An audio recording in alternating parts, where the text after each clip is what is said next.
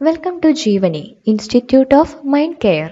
പലപ്പോഴും നാം കേൾക്കാറുണ്ട്, ഞാൻ OCD ആണോ എന്തോ, എനിക്ക് എല്ലാ കാര്യങ്ങളും പെർഫെക്റ്റ് ആയിട്ടിരിക്കണം, എല്ലാ കാര്യങ്ങളും കൃത്യമായിട്ട് ചെയ്യണം, അത് നല്ല വൃത്തിയിൽ ചെയ്യണം, എനിക്ക് കുറച്ച് OCD ഉണ്ടെന്ന് തോന്നുന്നു. ഈ ഇടയായി വീഡിയോസിലും നിത്യജീവിതത്തിലുമെല്ലാം കോമൺ ആയി കേൾക്കുന്ന ഒരു സെന്റൻസ്. എന്നാൽ OCD എന്നത് അങ്ങനെ അത്രയും ലളിതമായ ഒന്നല്ല. ഇതൊരു സീരിയസ് ആയ മാനസികാരോഗ്യ പ്രശ്നമാണ്. എന്താണ് OCD? ഒബ്സസീവ് കമ്പൾസീവ് ഡിസോർഡർ എന്നതിൻ്റെ ഷോർട്ട് ഫോമാണ് OCD. ഇതിനെ രണ്ട് ഭാഗങ്ങളായി കാണാം.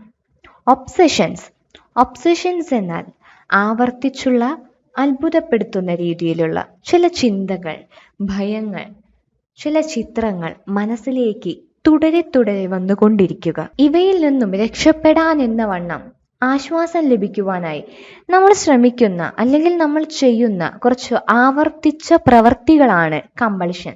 തുടരെയുള്ള ഭ്രമങ്ങളിൽ നിന്ന് രക്ഷപ്പെടുവാനായി വ്യക്തികൾ ചെയ്യുന്ന ആവർത്തന പ്രവർത്തികളടങ്ങുന്ന ഒരു സീരീസാണ് OCDക്കുള്ളത്.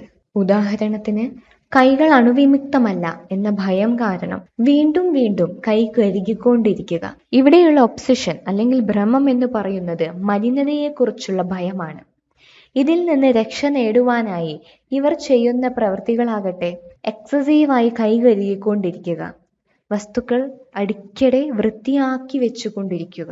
ചില വ്യക്തികളിൽ അന്ധവിശ്വാസങ്ങളും മതപരമായ ചിന്തകളും അടിക്കടെ മനസ്സിലേക്ക് കടന്നു വരുന്നതായി കാണാം. അവയിൽ നിന്ന് രക്ഷപ്പെടാൻ എന്നോണം ഒരു ഒളിച്ചോട്ടം എന്ന മാർഗമധ്യേ ചില പ്രവൃത്തികൾ, മനസ്സിൽ പ്രാർത്ഥന ആവർത്തിച്ചു കൊണ്ടിരിക്കുക, അല്ലെങ്കിൽ മനസ്സിൽ കുറ്റബോധം തോന്നിക്കൊണ്ടിരിക്കുക, ഇങ്ങനെയുള്ള പല കമ്പൾസീവ് ബിഹേവിയേഴ്സിലും അവർ ഏർപ്പെടുന്നതായി കാണാറുണ്ട്. OCD ഒരു കൃത്യമായ മാനസികാരോഗ്യ പ്രശ്നമാണ്. OCD വൃത്തിയല്ലാതെ മറ്റുള്ള രൂപത്തിലും ഉണ്ടാകാം. OCD വൃത്തിയുള്ളവർക്ക് മാത്രമാണ് വരുന്നത് എന്നതെല്ലാം വെറും തെറ്റിദ്ധാരണകൾ മാത്രമാണ്. OCD ഉള്ള വ്യക്തികളെ വിമർശിക്കരുത്. സഹനത്തോടെയും മനസ്സിലാക്കലുകളോടെയും സമീപിക്കുക. ബോധവൽക്കരണവും തെറാപ്പിക്കും വേണ്ടി അവരെ പ്രേരിപ്പിക്കുക. OCD ഉള്ളവർക്ക് നമ്മുടെ പിന്തുണയും മനസ്സിലാക്കലുകളും വളരെ വിലപ്പെട്ടതാണ്. ഇത് ശരിയാക്കാൻ കഴിയുന്ന പ്രശ്നം തന്നെയാണ്. സഹായം തേടാൻ പ്രേരിപ്പിക്കുക.